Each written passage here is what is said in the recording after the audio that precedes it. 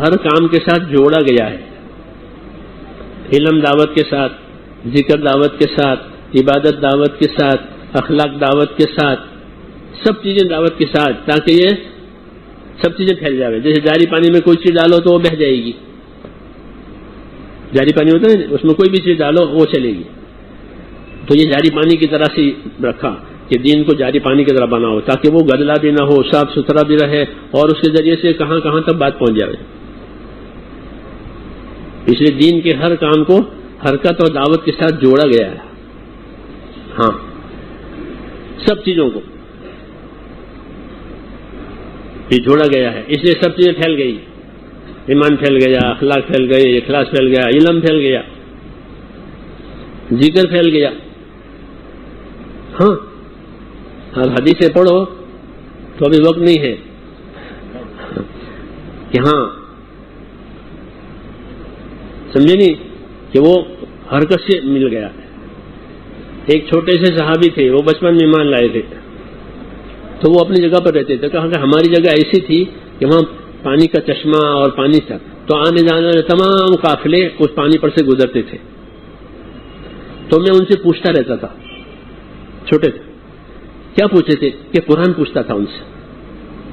تو میں نے ان آنے جانے والے قافلوں سے بہت سا قرآن سیکھ لیا. لو، پانی پر سے قافلے گزر رہے ہیں تو وہ سب قافلے ایمان والوں کے ہوتے تھے.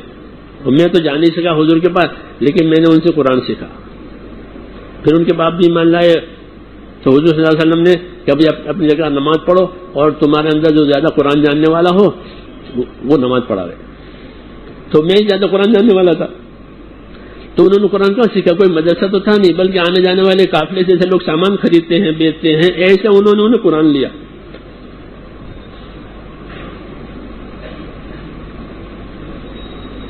قرآن شریف کو بھی حرکت دی، چلے جاؤ اور پہنچاؤ. تو جیسے تجارت کے سامان کو حرکت ہوتی ہے تو تجارت کا سامان کہاں سے کہاں پہنچ جاتا ہے؟ پہنچتا نہیں پہنچتا، کیونکہ اس کو حرکت دی ہے. ہاں، ہوائی جہازوں سے، پانی کے جہازوں سے، جی ہاں، خشکی کے راستے سے تجارت کے سامان پہنچائے جاتے ہیں اور لائے جاتے ہیں. ایسے ہی دین کے کام کو حرکت سے جوڑا گیا ہے تاکہ ہر خیر پھیل جاوے، ہر خیر پھیل جاوے. تو ماحول میں پہنچ جاتی وہ، اور اگر اس کو سکڑ کے رکھ دو تو پھیلے گی نہیں.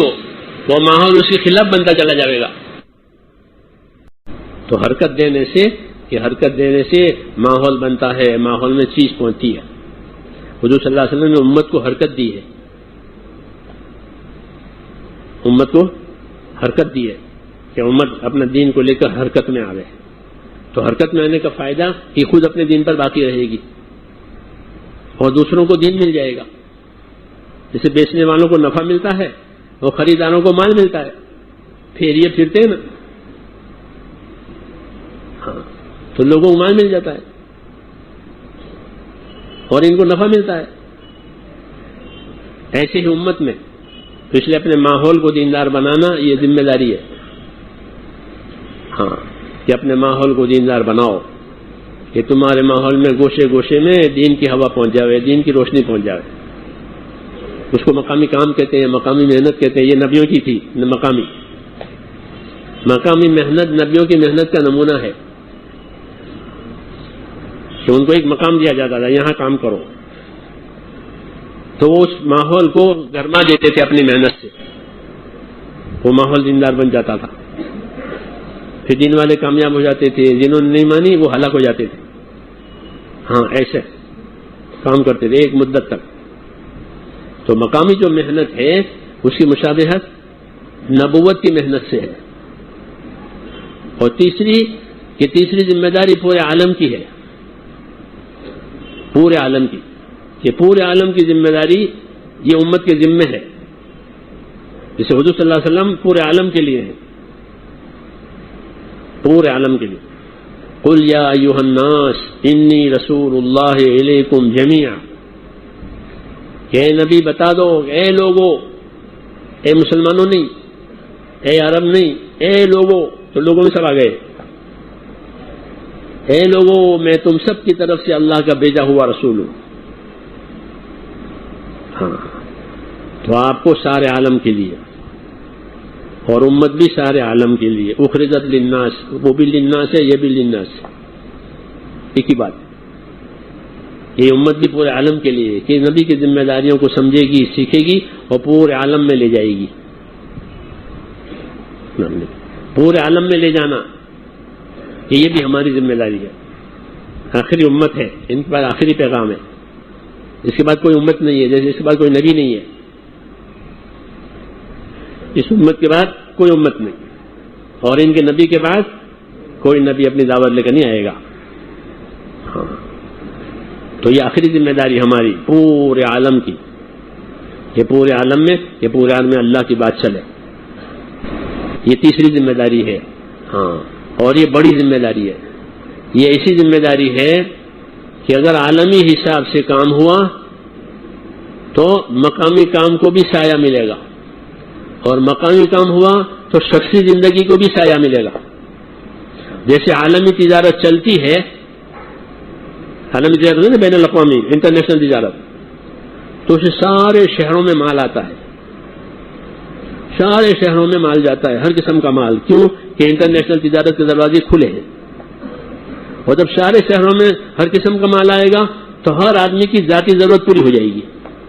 مجھے دوا کی ضرورت ہے کہ دوا یہاں آ رہی باہر سے، مجھے فلاں چیز کی ضرورت ہے کہ وہ بھی باہر سے آ رہی ہے.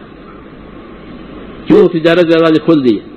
تو یہ کام تجارت کی طرح سے ہے. اگر تجارت عالمی پیمانے پر کھلی ہوئی ہے تو ہر شہر میں ہر چیز جا سکتی ہے، اور ہر آدمی کو اپنی ضرورت کی ہر چیز مل سکتی ہے. اس لیے اوپر کا درجہ ہے ختم نبوت والی محنت کا.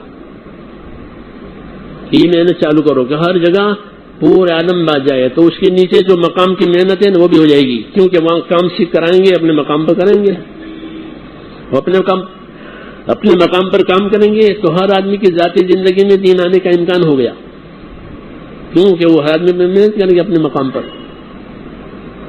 یہ ترتیب ہے. تو میں انڈونیشیا گیا تو ان کو اشکال تھا کہ ہندوستان میں اسلام پھیل گیا تو یہاں چلے آئے. ہاں ہوتا ہے نا. شروع پہلی جماعت تھی میری وہ سماٹرا میں 1972 میں، 38 سال ہو گئے. تو ہم نے ان کو بٹھا کے یہ بات سمجھائی، یہی کہ ختم نبوت کے طرز پر کام کرو گے عالمی تو اس کے نیچے مقامی تقاضے پورے ہوں گے، اور مقامی تقاضے پورے ہوں گے تو شخصی زندگی دیندار ہو جائے گی. پھر تاجر میں تجارت کا دین آئے گا، مزدور میں مزدوری کا دین آئے گا، مالدار میں مالداری کا دین آئے گا. کیوں کہ مقام پر محنت ہو رہی ہے تو ہر ایک کو اپنے ملے گی. جیسے باہر سے چیزیں آتی ہیں تو ہر ایک کو اپنی ضرورت کی چیز مل جاتی ہے، اور تجارت بند ہو جائے تو پھر شارٹیج ہوگا کہ باہر سے مال کی آمد بند ہے تو کیا ہو جائے گا؟ کہتے ہیں شارٹیج. اب چیزیں مہنگی ہو جائے گی، ہر ایک کو نہیں ملے گی، خاص لوگوں کو ملے گی کیونکہ پاس پیسے ہیں. ایسے جب یہ محنت بند ہو جائے گی تو خاص لوگوں کی دینداری رہ جائے گی، اور عوام بے دین ہو جائیں گے.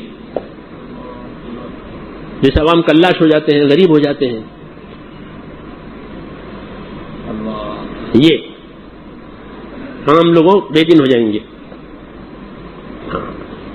کیوں کہ وہ جو سطح سے اوپر کی اس سے کام بند ہو گیا.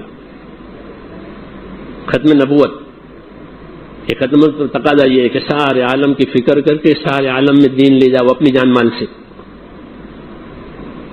کس سے؟ اپنی جان مال سے. یہ آسان ہے، کسی کے محتاج نہیں ہے. جس کے پاس جتنی طاقت ہے اتنے لگاوے، جس کے پاس جتنی طاقت ہے اتنے لگاوے تو اللہ ان کو اور دیں گے. جیسے صحابہ نے اپنی طاقت لگائی پھر اللہ نے ان کو دیا. پہلے فقیری آئی، محتاجی آئی، بھوک آئی، پھر وہ بھوک ختم ہو گئی، پھر بہت دیا. ہاں بہت دیا اللہ نے، کہ کوئی تقاضا باقی نہیں رکھا کہ فلاں کام کرے کہ میں کروں گا. طاقت بھی ملی خوب.